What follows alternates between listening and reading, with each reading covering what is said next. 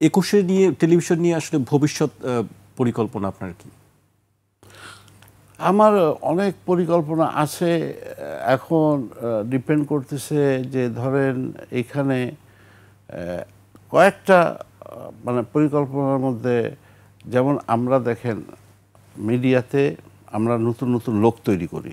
তার মানে আমরা যেমন রিপোর্টার, এই যে ট্রেনিং করায়, প্রেজেন্টার বলেন, তারপরে এই যে মুক্ত খবরের থেকে শুরু করে এই যে বাচ্চাদের ট্রেন আপ করে তারাই কিন্তু আস্তে আস্তে বড় হয়ে অন্য অন্য প্রোগ্রামগুলো করে, বা দেশ জুড়ের মতো যে সমস্ত প্রোগ্রাম, এগুলো সবই সাবসিডাইজ করা প্রোগ্রাম, কিন্তু ইট ইজ ভেরি ইম্পর্টেন্ট এই প্রোগ্রামগুলো আমাদের জন্য।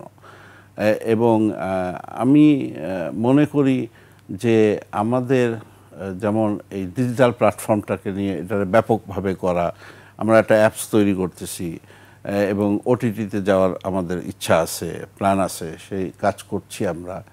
এবং ধরেন যদি সেই সুযোগ হয়, আর একটা ইংলিশ চ্যানেল করার একটা প্ল্যান আমাদের আছে। দেখা যাক ভবিষ্যতে কি করা যায় এইভাবে আর কি মিডিয়ার সাথে। কারণ মিডিয়া দেখেন একটা জিনিস আপনার খেয়াল রাখতে হবে, মিডিয়া হচ্ছে ফোর্থ পিলার, চতুর্থ স্তম্ভ। জি স্যার। এটাকে বাংলাদেশে যদি আমরা সত্যিকার অর্থে গণতন্ত্র চাই, যদি দেশের উন্নয়ন চাই, তো মিডিয়াকে মুক্ত থাকতে হবে, স্বাধীন থাকতে হবে।